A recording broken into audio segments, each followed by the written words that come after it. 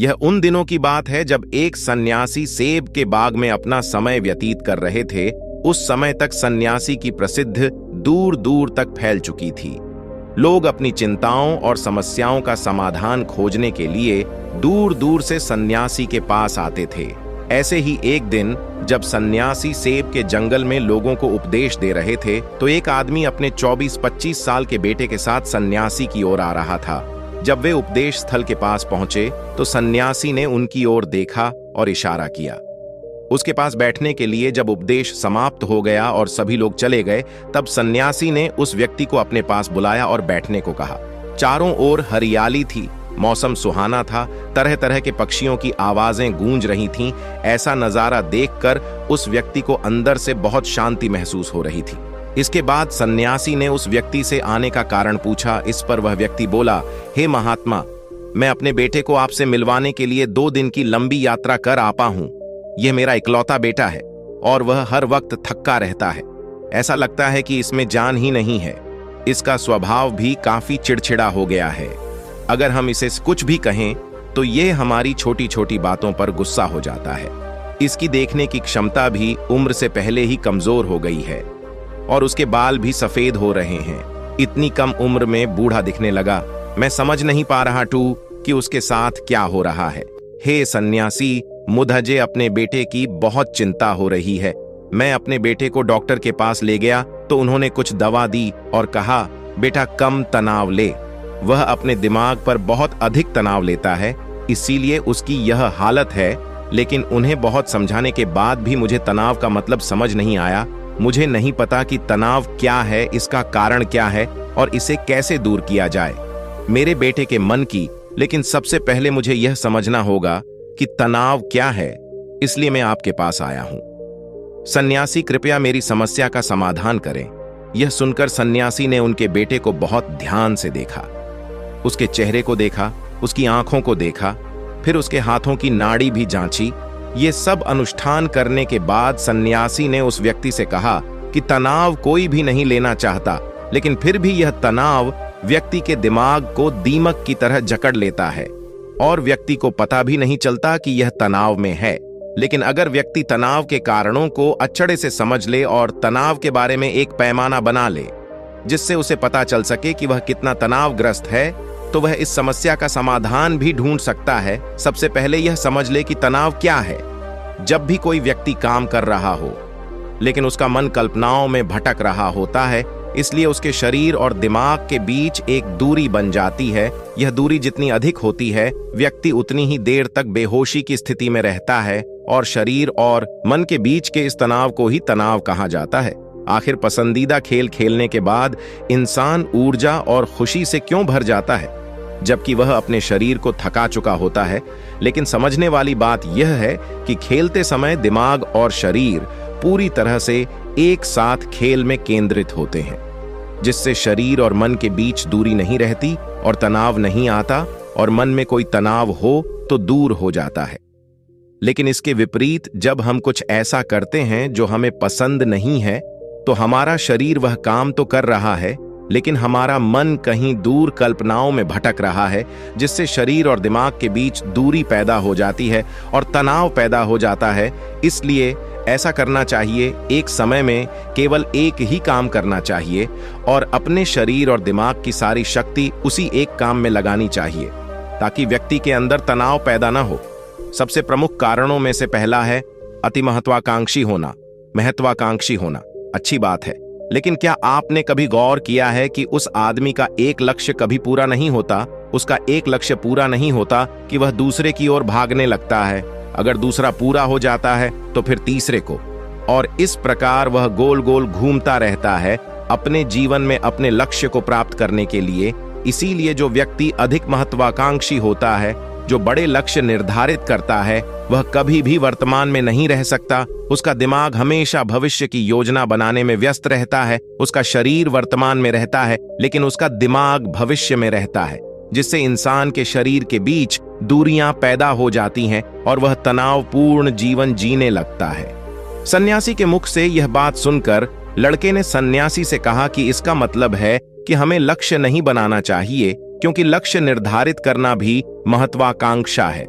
इसी बहाने सन्यासी ने कहा कि जीवन में लक्ष्य रखना कोई गलत बात नहीं है, लेकिन समस्या तब उत्पन्न होती है जब हम अपना सारा ध्यान उस लक्ष्य को प्राप्त करने के परिणाम पर केंद्रित कर देते हैं। व्यक्ति को वर्तमान में जीना चाहिए, एक लक्ष्य निर्धारित करें और उस लक्ष्य को प्राप्त करने के लिए कड़ी मेहनत करते रहे। लेकिन साथ ही आपको यह भी ज्ञान होना चाहिए कि आप अभी भी वर्तमान में जी रहे हैं और वर्तमान सत्य है। सन्यासी ने आगे कहा कि ईर्ष्या तनाव का एक और बड़ा कारण है। जब कोई व्यक्ति ईर्ष्या और ईर्ष्या से भर जाता है तो उसका गण अंदर ही अंदर सड़ने लगता है। ईर्ष्या एक आंतरिक घाव है, यानी मन का पांव। इंसान के शरीर का घाव तो ठीक हो सकता है, लेकिन मन का घाव कभी नहीं भर सकता। इसलिए कभी भी दूसरों की उन्नति और खुशी से ईर्ष्या नहीं करनी चाहिए, क्योंकि ईर्ष्या तनाव का कारण बनती है। इसके बाद सन्यासी ने तनाव का अगला कारण बताया और कहा कि अरुचिकर काम भी मन में तनाव पैदा करता है। जो काम हमें करना पसंद नहीं है, उस काम में हमारा मन नहीं लग पाएगा। शरीर वहीं बैठ जाएगा, लेकिन हमारा मन कल्पना की उड़ान भरता है, जिससे शरीर और मन के बीच दूरी पैदा हो जाती है और व्यक्ति तनावग्रस्त हो जाता है। इसलिए व्यक्ति को हमेशा अपनी रुचि के अनुसार ही कार्य करना चाहिए। यदि व्यक्ति ने यह तय कर लिया है कि उसे कौन सा काम करना है और वह उसी काम को अपने जीवन का लक्ष्य बना लेता है, तब वह काम उसके लिए काम नहीं बल्कि खेल बन जाता है। लेकिन दोस्तों, अपने जुनून को फॉलो करो। ये कहना कितना आसान है, अपना सच्चा जुनून ढूंढना कितना मुश्किल है। क्योंकि आजकल ज्यादातर युवा सेलिब्रिटीज और सोशल मीडिया से प्रभावित हैं। वे किसी भी काम को अपना जुनून मानते हैं और फिर कुछ दिनों तक कोशिश करने के बाद उसे बीच में ही छोड़ देते हैं, क्योंकि यह उनका जुनून नहीं था, और इस तरह वे अपना कीमती समय और ऊर्जा बर्बाद करते हैं। तनाव का चौथा कारण है दूसरों से अपेक्षा करना। सन्यासी ने उस व्यक्ति की ओर इशारा करते हुए कहा, एक पिता के रूप में तुम्हें अपने बेटे से बहुत सारी उम्मीदें होंगी कि आपका बेटा बहुत सफल इंसान बने, आपका नाम रोशन करें और जैसा जीवन चाहे वैसा जिए, आपकी हर बात माने। लेकिन क्या आज तक किसी की भी उम्मीदें पूरी हुई हैं? जब भी कोई व्यक्ति दूसरे से कुछ अपेक्षा करने लगता है तो वह अनजाने में तनाव पैदा करना शुरू कर देता है। खुद के लिए जरा सोचिए, अगर आपका बेटा आपके मुताबिक काम नहीं कर रहा है और वह वैसा नहीं बन रहा है जैसा आप उसे बनाना चाहते हैं, तो निश्चित तौर पर तनाव आपके दिमाग पर हावी हो जाएगा। आप तनावपूर्ण जीवन जीने लगेंगे और इस तनाव में आप इस तरह व्यवहार और बातचीत करेंगे कि आपके अपने बेटे के साथ संबंध बद से बदतर होते चले जाएंगे। इसलिए व्यक्ति को दूसरों से अपनी क्षमता से कम उम्मीदें रखनी चाहिए, और अगर आप पूरी तरह से तनाव मुक्त रहना चाहते हैं तो दूसरों से उम्मीद करना बंद कर दें। इसके बाद सन्यासी ने कहा कि शारीरिक कष्ट भी मनुष्य के तनाव का एक कारण है। जब कोई व्यक्ति किसी शारीरिक दर्द से गुजर रहा होता है तो उसका पूरा ध्यान उस दर्द पर होता है और वह सारा दिन बस अपने दर्द के बारे में ही सोचता रहता है, जिससे उसका मन दुखद विचारों से भर जाता है और ऐसे में व्यक्ति तनावग्रस्त रहने लगता है। यह सब सुनकर वह व्यक्ति बोला कि हे सन्यासी, शारीरिक कष्ट किसी भी व्यक्ति को हो सकता है, तो क्या वह व्यक्ति जीवन भर तनाव में रहेगा? इसका उत्तर देते हुए सन्यासी ने कहा कि मनुष्य को यह समझना चाहिए कि हमारा जीवन दुख का आधार है। जैसे जैसे हमारा जीवन चलता है, बीमारियां जाती हैं और फिर अंत में मृत्यु जाती है। इसलिए बीमारियों मानव जीवन का अभिन्न अंग हैं। उसे कोई नहीं बच सकता। यह बस किसी के जीवन में समय से पहले आता है और किसी के बाद आता है, लेकिन सबके पास आता है जब मानव मस्तिष्क इस बात को अच्छी तरह से समझ जाएगा। तो तब उसे अपनी बीमारी के बारे में सोचकर ज्यादा तनाव नहीं लेना चाहिए, क्योंकि यह हमारे जीवन का अभिन्न अंग है और इसके लिए शारीरिक व्यायाम का अभ्यास करते रहना चाहिए और स्वस्थ जीवन शैली को भी अपने जीवन में जगह देनी चाहिए, जिससे उनका शरीर लंबे समय तक स्वस्थ रहकर ठीक से काम कर सके। तनाव का अगला कारण है अपनी योजनाओं को समझने के लिए समय न देना। कुछ लोगों के मन में यह विचार घर कर जाता है कि वे बिना सोचे समझे उस पर काम शुरू कर देते हैं, और जब उन्हें उस काम में असफलता मिलती है तो वे तनाव से भर जाते हैं, क्योंकि उन्होंने उस काम को शुरू करने से पहले उस काम के बारे में पूरी जानकारी इकट्ठा नहीं की थी। किसी भी कार्य को शुरू करने से पहले व्यक्ति को उसके अच्छे और बुरे परिणाम के बारे में ठीक से विचार कर लेना चाहिए। व्यक्ति को यह भी अच्छे से सोचना चाहिए कि यदि यह योजना सफल नहीं हुई तो इसके बाद मैं क्या करूंगा। इसलिए व्यक्ति को अपनी योजनाओं को समझने के लिए पूरा समय देना चाहिए ताकि बाद में वही योजना तनाव पैदा न कर दे। तनाव का 7वां सबसे बड़ा कारण टालमटोल है। आज का काम कल पर डाल देना। आपने यह कहावत तो सुनी ही होगी कि आलस्य मनुष्य का सबसे बड़ा दुश्मन है। मनुष्य अपने आलस्य के कारण आज के काम को कल पर टाल देता है और फिर टालना उसकी आदत बन जाती है।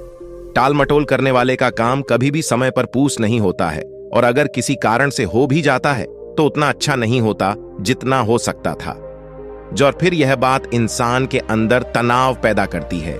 लेकिन आखिरी समय पर टालना या ना करना एक आदत है, इसलिए न चाहते हुए भी व्यक्ति बार बार इस आदत का शिकार हो जाता है और फिर काम को टालता रहता है। और फिर जब काम की समय सीमा नजदीक आ जाती है तो वह उस काम को पूरा करने की कोशिश करता है। इसलिए तनाव मुक्त रहने के लिए व्यक्ति को काम को टालने की आदत को छोड़ना होगा, और यह तभी संभव है जब लोग काम को समय से पहले पूरा करने का प्रयास करेंगे।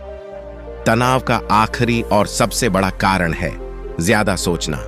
लगातार सोचना भी एक बीमारी है, और यह उन लोगों में सबसे ज्यादा पाई जाती है जो कल्पनाएं करते हैं, जो अतीत की घटनाओं के बारे में सोचते रहते हैं और जो भविष्य के बारे में बेतहाशा अटकलें लगाते हैं। इसलिए व्यक्ति को ज्यादा सोचने की आदत पर अंकुश लगाना चाहिए। उसे जितना हो सके खुद को काम में व्यस्त रखने की कोशिश करनी चाहिए और प्रतिदिन ध्यान के अभ्यास को अपने जीवन का हिस्सा बनाएं। सन्यासी के मुख से ये सभी बातें सुनकर वह व्यक्ति हाथ जोड़कर बोला, है सन्यासी, मेरा बेटा अभी सिर्फ 20 साल का है और उसे इतनी समझ भी नहीं है कि वह सभी बातों का पालन कर सके। कृपया तनाव दूर करने का कोई आसान तरीका बताएं ताकि मेरा बेटा भी उसे अपना सके और तनाव मुक्त रह सके। उस व्यक्ति की यह विनती सुनकर सन्यासी ने कुछ सोचते हुए उत्तर दिया, यदि आप इतनी सारी बातों का पालन नहीं कर सकते तो इसके लिए एक बहुत ही आसान तरीका है। आप एक समय में एक ही काम करने पर ध्यान केंद्रित करते हैं। आप उस समय जो कर रहे हैं बस उसी पर ध्यान केंद्रित करें, और यदि आपका मन भटकता है तो जैसे ही आपको याद आए अपना ध्यान उस काम पर लौटा दें। तनाव मुक्त रहने का यह सबसे आसान और अच्छा तरीका है। जब आप खाएं तो केवल खाएं, उसके स्वाद का आनंद लें, उसे महसूस करें। जब आप चलें तो अपना ध्यान केवल चलने पर केंद्रित करें। इससे आपका दिमाग और शरीर दोनों एक ही जगह पर केंद्रित रहेंगे। दोनों के बीच कोई दूरी नहीं रहेगी, जो तनाव का मुख्य कारण है। दोस्तों, आज की युवा पीढ़ी एक ही समय में 2 या 3 काम करने की आदी हो गई है, जैसे फोन पर बात करते हुए गाड़ी चलाना, खाना खाते समय टीवी देखना या फोन का इस्तेमाल करना। और फिर उनकी शिकायत रहती है कि मैं तनाव में रहता हूं, मेरा मन बेचैन रहता है, मैं चिड़चिड़ा हो गया हूं। जब कोई व्यक्ति एक समय में 3 काम करता है तो यह स्वाभाविक है तनाव उत्पन्न होना, क्योंकि दिमाग एक समय में एक ही काम पूरे ध्यान से कर सकता है। कभी भी एक ही समय में 2 चीजों पर पूरा ध्यान केंद्रित नहीं कर पाता। इसलिए जहां तक हो सके एक समय में एक ही काम को पूरे ध्यान से करने की कोशिश करें। दोस्तों, मुझे उम्मीद है कि आपको इस वीडियो से बहुत कुछ सीखने को मिला होगा।